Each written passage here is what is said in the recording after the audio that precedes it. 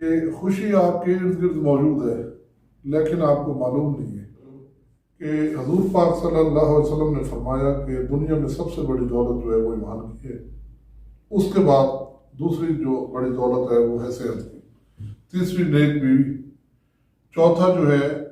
کہ ضرورت کے مطابق رزق، جتنی آپ کو ضرورت ہے کھانے پینے پہننے کے لیے اتنا رزق، پانچواں ہے کہ سر چھپانے کے لیے آپ کا چھوٹا موٹا گھر، اور چھٹی ضرورت آخری جو ہے وہ ہے کہ اگر آپ سفر میں جاتے ہیں آزاد راہ یا چھوٹی موٹی سواری، ان 6 ضرورتوں کے علاوہ آپ کی زندگی کی ضرورت کوئی نہیں ہے، وہ آسائش ہے۔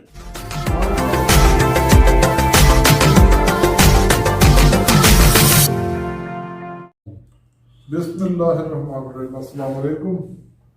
ناظرین۔ آج جو بات میں آپ سے شیئر کرنا چاہتا ہوں وہ بڑی خاص ہے کہ خوشی آپ کے ارد گرد موجود ہے لیکن آپ کو معلوم نہیں ہے۔ اصل میں رحمان اور شیطان کا راستہ جو ہے یہ کشمکش میں انسان رہتا ہے کہ کبھی اس راستے پہ اور کبھی تھوڑا اس راستے پہ چلا جاتا ہے۔ اللہ تعالیٰ ہمیں اطمینان کا درس دیتا ہے جبکہ شیطان ہمیں بے یقینی کی کیفیت میں لے کے جاتا ہے۔ تو اس میں ہوتا یہ ہے کہ خوشی آپ کے ارد گرد موجود ہے لیکن ہمیں اس چیز کا احساس نہیں ہوتا۔ ہم جو چیزیں ہمارے پاس موجود نہیں ہیں شیطان ان کو ہمیں دلکش کر کے دکھاتا ہے اور ہم اس کے پیچھے لگ جاتے ہیں اور ایک بے یقینی اور عدم اطمینان کا شکار ہو جاتے ہیں اور خوشیاں آپ کے ارد گرد موجود ہوتی ہیں۔ اس کی مثال میں آپ کو ایک دیتا ہوں کہ والدین جو ہیں، والدین کے لیے اولاد بہت بڑی نعمت ہے، آنکھوں کی ٹھنڈک کہا جائے۔ اب والدین کے پاس اولاد موجود ہوتی ہے، چاہے پڑھنے میں وہ کمزور ہے، چاہے مطلب کسی ان میں تھوڑی بہت کمزوری بھی ہے، لیکن وہ دوسرے کے بچے کو دیکھ کر نا کہ اس کا بچہ جو ہے وہ بہت آگے نکل گیا اور وہ ایک ذہن میں خود ساختہ ایک تخیل بنا دیتے ہیں، اور پھر جو ان کے قریب اولاد موجود ہے اس کی ان کو کسی قدر اہمیت نہیں رہتی۔ جو ان کو دیکھ کے ٹھنڈک ملنی چاہیے وہ صرف ان کی کمزوریوں کو دیکھتے رہتے ہیں، یا جو وہ خود امیجن کرتے ہیں وہ جو حاصل ان کی اولاد نہیں کر سکتی صرف اسی کو یاد کرتے ہیں اور ایک پریشانی کا شکار رہتے ہیں۔ اب اولاد کے پاس جو نعمت ہے والدین کی، حضور پاک صلی اللہ علیہ وسلم نے فرمایا، قسم کھا کے فرمایا کہ بدبخت ہے وہ شخص جس نے والدین کو دونوں کو یا ان میں سے ایک کو بڑھاپے میں پایا اور ان کی خدمت حاصل کر کے جنت حاصل نہ کر سکا، یعنی ان کی خدمت سے جنت یقینی ہے۔ یہ تو ہے آخرت کا، اور دنیا میں بھی والدین سے زیادہ محبت کرنے والے کوئی افراد نہیں ہے آپ سے۔ تیسری بات یہ ہے کہ نماز ہی مکمل نہیں ہوتی جب تک کہ والدین کے لیے آخر میں دعا نہ کی جائے۔ اور پھر اگلا جو ہے کہ والدین کو محبت سے دیکھا جائے تو ایک مقبول حج اور عمرے کا ثواب ملتا ہے، خانہ کعبہ کو دیکھنے کا ثواب ہے اور ایک والدین کو ثواب ہے محبت سے۔ تو یہ چیزیں جو ہے یہ ہمارے ارد گرد موجود ہوتی ہے لیکن ہم ان سے غافل ہیں کہ شیطان ہمیں اور طرف لے جاتا ہے اور ہم اس چیزوں سے غافل ہو جاتے ہیں، اور جو اللہ نے نعمتیں دی ہوئی ہیں ان کو ہم محسوس ہی نہیں کرتے۔ ایک اور مزے کی بات ہے کہ آپ اگر زندگی میں کامیاب ہونا چاہتے ہیں تو اللہ تعالیٰ کی نعمتوں کو محسوس کر کے شکر ادا کریں۔ ایک ہوتا ہے نا، ہم وربل کہتے ہیں، ایک شکر ہوتا ہے منہ سے زبان سے بولنا، ایک ہوتا ہے دل سے، اور دل سے فیل کریں۔ مثال کے طور پر کہ والدین کا وجود ہے، بھائیوں کا وجود ہے، بہنوں کا وجود ہے، بچوں کا وجود ہے، بھانجے بھتیجیوں بھانجیوں کا وجود ہے، تو ان کو فیل کریں، ان کے ایک محبت بانٹیں، ہمسایوں سے محبت سے۔ جیسے ہی آپ محبت سے بات کرنا شروع کرتے ہیں دوسرا تو خوش ہوتا ہے، اسی وقت آپ بھی خوش ہونا شروع ہو جاتے ہیں۔ اور میں عرض کرتا چلوں کہ حضور پاک صلی اللہ علیہ وسلم نے فرمایا کہ دنیا میں سب سے بڑی دولت جو ہے وہ ایمان کی ہے، اس کے بعد دوسری جو بڑی دولت ہے وہ ہے صحت کی، تیسری نیک بیوی، چوتھا جو ہے کہ ضرورت کے مطابق رزق، جتنی آپ کو ضرورت ہے کھانے پینے پہننے کے لیے اتنا رزق، پانچواں ہے کہ سر چھپانے کے لیے آپ کا چھوٹا موٹا گھر، اور چھٹی ضرورت آخری جو ہے وہ ہے کہ اگر آپ سفر میں جاتے ہیں آزاد راہ یا چھوٹی موٹی سواری، ان 6 ضرورتوں کے علاوہ آپ کی زندگی کی ضرورت کوئی نہیں ہے، وہ آسائش ہے۔ ہمارا پرابلم یہ ہے کہ ضرورتیں ہمارے پاس موجود ہوتی ہیں، ہم ان کو نہ محسوس کرتے ہیں اور نہ محسوس کر کے شکر کرتے ہیں، اور شکر میں دل کا جو اطمینان ہوتا ہے وہ بھی ہمیں حاصل نہیں ہوتا، کیونکہ ہم صحیح طریقے سے ان کو فیل ہی نہیں کرتے۔ ہاں، اللہ تعالیٰ نے جو ایک راستہ بتایا ہے اس میں یہ ہے کہ جو اللہ نے نعمتیں دی ہیں ان کو محسوس کر کے شکر ادا کیے جائے۔ مثال کے طور پر اپنے بچے کو دیکھ کے دل میں اللہ کا شکر ادا کریں کہ اللہ نے آپ کو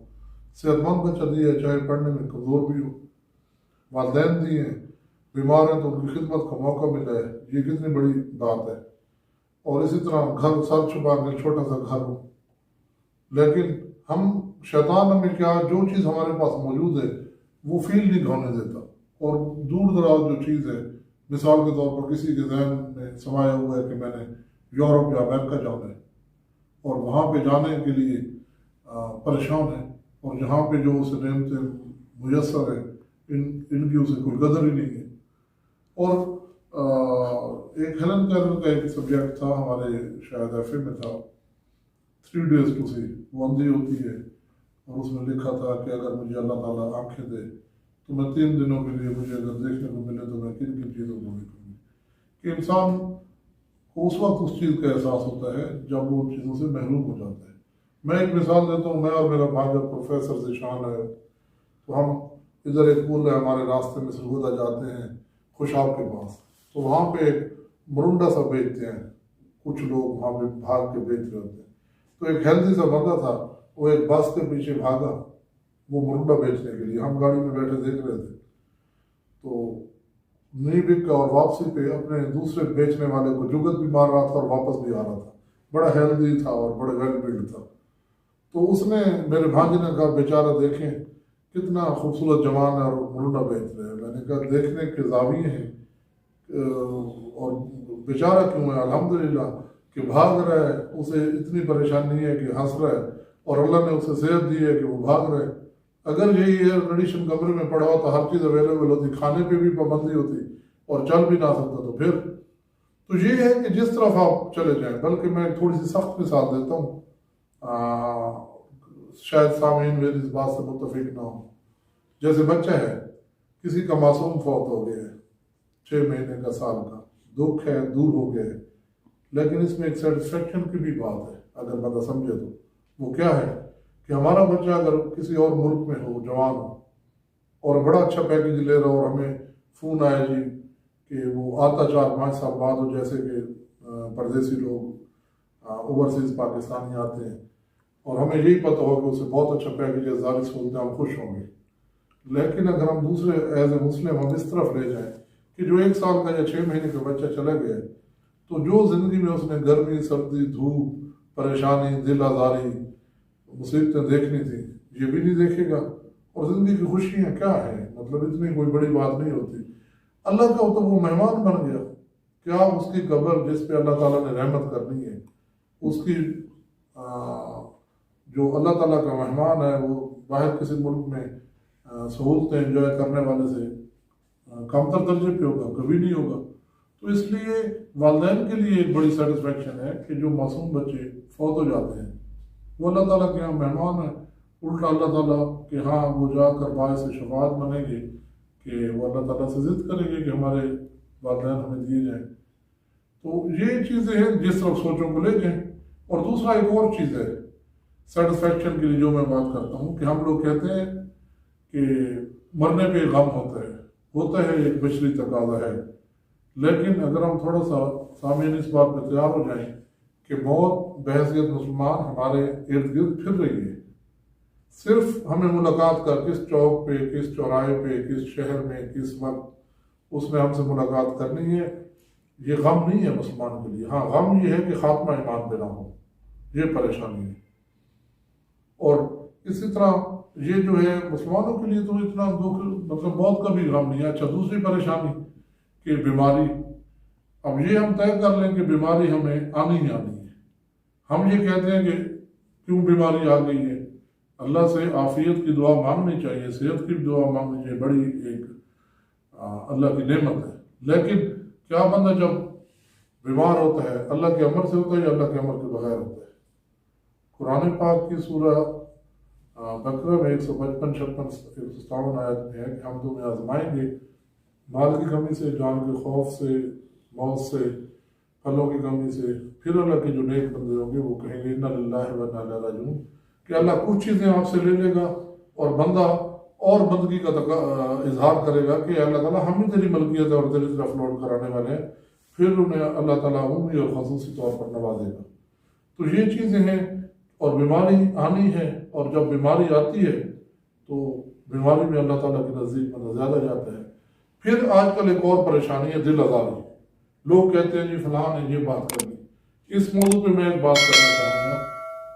یہ بھی اتنی پریشانی کی بات نہیں ہے۔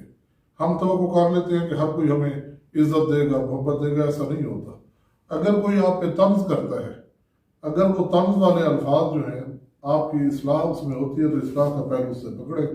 اگر صرف دل آزاری والی بات ہے تو ان الفاظ کو سر پہ یا کندھوں پہ یا دماغ میں سوار کرنے کے بجائے پاؤں کے نیچے رون کر آگے چلے جائیں، اس میں کوئی آپ ہرٹ نہ ہو۔ اور جب یہ باتیں طے کر لیں گے کہ ہمیں ہماری دل آزاری بھی ہوگی، ہمیں مال کی تنگی بھی آئے گی، موت بھی آئے گی، بیمار بھی ہم ہوں گے، مصیبت اور خوف بھی آئے گا، یہ چیزیں اللہ تعالیٰ نے ہمیں دینی ہے، تو آپ پریشان نہیں ہوں گی۔ اس کی مثال میں یہ دیتا ہوں، عام بندے کو کہیں کہ ہفتے بعد اس کو مکہ جو تھپڑ لگے گا وہ پریشان ہو جاتا ہے، اور باکسر جو ہے رنگ میں جاتا ہے پہلے بھی ہنس رہا ہوتا ہے اور مقابلے کے بعد بھی ہنس رہا ہوتا ہے، بھلے ناک آؤٹ بھی ہو پڑا۔ تو یہ چیزیں ہیں، جب ہم ایک چیزوں کو پریپیئر کر لیتے ہیں تو وہ پھر اس کے لیے بندہ تیار ہو جاتا ہے۔ تو یہ چیزوں سے دل آزاری نہیں ہونی چاہیے۔ اب دل آزاری کا میں یہ کہوں کہ جتنے لوگ خودکشی کرتے ہیں یا جتنے لوگ پاگل خانوں میں ہیں، ان میں 90% بندوں میں یہ بات مشترک ہے کہ انہوں نے کسی کی بات کو دل پہ لے لیا تھا، اور دل پہ لیے ہی نہ جائے۔ آپ پہلے سے تیار ہوں کہ لوگ آپ پہ طنز بھی کریں گے،